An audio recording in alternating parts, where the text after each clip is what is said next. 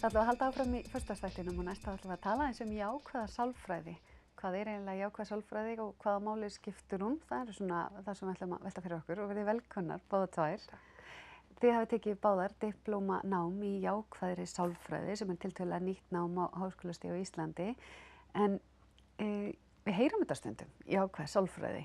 En maður kannski ekki alltaf alveg viss hvað þetta þýðir. Hvað svona í þínum huga jákvæð sálfræði? Hver munurinn á jákvæðri og venjulegri sálfræði? Já, til dæmis.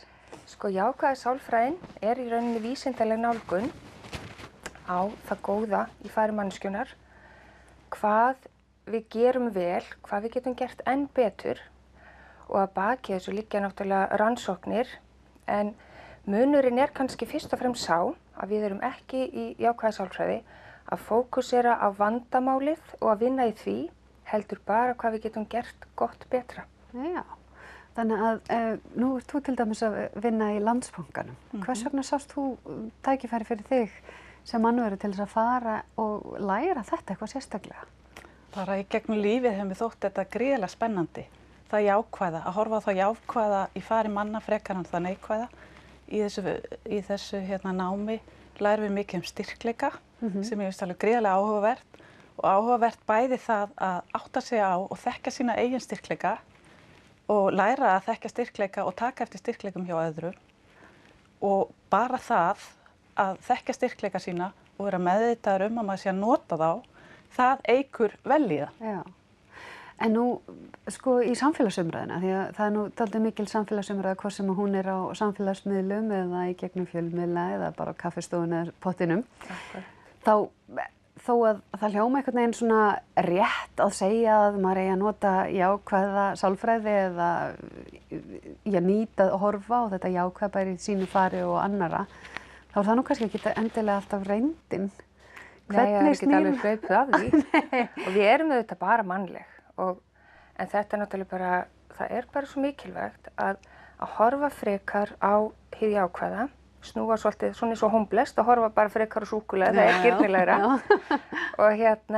og bara vera meðvitaður að velja þá hlið. En maður þá ekki að fara að verða bara ógagnrýninn og setja ekki spurningamerki fyrir aftan það sem kannski bara hreinlega rangt og ætti virkilega að setja niður fótinn ef maður bara einblína það jákvæða eða nota það í gleru?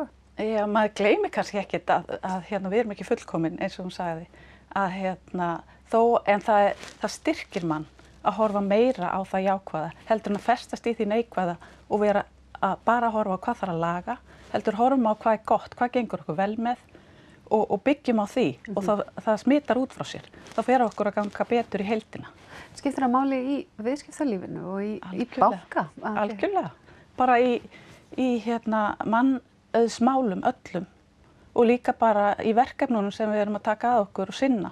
Ef við horfum á hvað gott við þetta verkefni, hvernig getum við bætt það, eða okkur sjálf. Það nú tala svolítið það og allavega eitthvað sem ég velt fyrir mér og svona í gegnum tíðina þegar ég að alast upp að þá var það sem var mikilvægast, það var að vera góður í skóla, vera góður á bókina, vera góður að taka próf og leggja á minnið. Svo kom bara allt í einu Google og maður þurfti ekki að muna neitt lengur. Og þá fór að verða svona kannski önnur færni sem skiptir máli eða önnur, náttúrulega kannski hefur alltaf verið líka, en svona það verða meira áberandi hversu mikilvægt það á atvinnumarkaði að vera góður í samskiptum. Samskipti verða allt í einu, verða miklu mikilvægari hlutir heldur en endilega nákvæmlega það sem hún veist getur. Finnið þið fyrir þessari breytingu og þetta tækifæri svona tól til þess að nýta í það samhengi? Algjörlega sko. Og það náttúrulega með jákvæða sálfræðina að þetta ekki hamingjufræði. Alls ekki, þetta ekki guli broskallinn sko, alls ekki. Og það bara svo ofboðslega margt, til dæmis þetta að styrkja sjálfan sig með því að þekkja styrkleika sína, varðandi mannlegu samskiptin, það að þú getur fundið styrkleika annarra og jafnvel hjálpa þeim að virkja sína styrkleika. Nú náttúrulega líka í þessu svo margt annað, það eins og núvitund. Það markþjálfun, það í rauninni, þetta alveg ofboðslega margþætt nám. Komið víða við, þannig að kannski ekki farið djúpt í hvert og eitt en þú í rauninni þú kemur út úr þessu námi með ofboðslega mikla hagnýta þekkingu sem að þú svo í rauninni getur þá haldið áfram. Þú vinnur á Hrafnagili sem grunnskólakennari. Hvernig hefur þetta breyst einhverju hjá þér?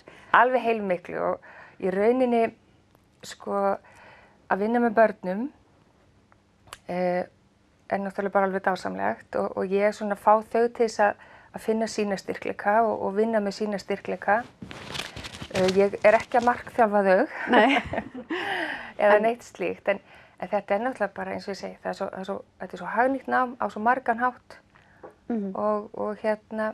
og nýtist manni bæði í starfi og í lífinu almennt. Ætli nám sé að fara að breytast með þessum hætti, að við förum meira heldur en að einhvers staðar las ég til dæmis að þau störf sem að börnin okkar í framtíðinni eftir að vinna við, að stórt hlutfall þeirra starfa er kannski ekki einu svona til í dag. Þannig að það er ekki akkurat það að leggja á minnið sögu eða fræðiheiti eitthvað sem þá ekki er til, heldur færni til þess að leysa úr verkefnunum. Ætli nám fara að þróast þá með þessum hætti líka, það verði ekki nákvæmlega það að læra að verða tánagla sérfræðingur, heldur að verða meira lausnamiðaður og efla sig sem þá mannveru og samskiptafærni og svo framvegis. Erum við að fara að sjá fram á það er bara jákvætt ef okkur tækist að koma meiru í svona mannlegum tengslum, horfa á jákvæða tilfinningar, efla okkur á jákvæðan hátt. Ef við byrjum bara strax í leikskólum þess vegna, að kenna þessi samskiptahæfni. Og læra þau sjálf. Hvað segirðu? Og læra þau sjálf. Og læra þau sjálf náttúrulega líka, en að byrja að tala þetta snemma og líka bara að læra inn á eigin líðan og þekkja sjálfan sig, þekkja styrkleikar sína, vita hvernig maður notar þá, vita að maður notar þá í mismunandi aðstæður og það að nota styrkleikar samanber húmor, það er rosa góð styrkleiki sem hentar á mörgum stöðum en hann hentar ekki alls staðar og þú getur líka ofnotað styrkleikana þína og þá geta það snúist upp í andhverfu sína. Akkurat. Samanber húmor eða hreinskilni eða eitthvað þess áttar. Þannig ég held að sé bara hollt og gott fyrir ungt fólk að læra og vera meðvitað sjálft sig. Finnur þú fyrir einhverju breytingu í þessu innan grunnskólana að fólk fara að horfa meira kennarar og kennarasamfélagi að þetta sé einhver umræða sem að þróast að... Já, að mínum að þetta ekki nú hratt. Já. Ég vil sem sagt fá öflugri tæki og tól inn í skólana til þess að það sé hægt að koma börnum sem sagt hraðar inn í það að vinna með tölvur og læra á tölvur og umgangast þessa samfélagsmiðla. Það er eitt sko, við þurfum að kenna börnunum að umgangast samfélagsmiðla. Og í rauninni eins og þú sagðir áðan sko, það er svo hröð þróun og börnin mín gætu unnið við störf sem er ekki til ennþá og hvað eigum við að kenna út frá því, þetta er vandmeðfarið. Þannig að við vitum að það verður tækniþróun og af hverju þá ekki að efla þá kennslu. Akkurat. Þetta eru áhugaverðar pælingar. Ég hef allan sérstakann áhuga þessu öllu saman að velta þessu fyrir mér því þetta er framtíðin. En að lokum það er verið að kynna þetta nám hérna fyrir norðan. Hvenær?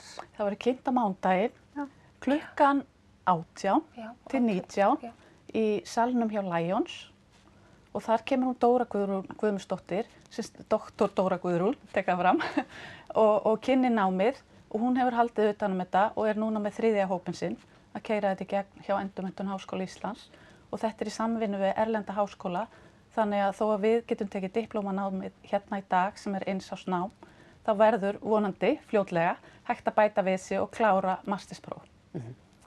Yndislegt, takk fyrir að fá að koma hingað og gangi ykkur vel með þetta og bara áfram í jákvæðinni. Já, takk fyrir það. Við höldum áfram að vera jákvæðar. Að gera.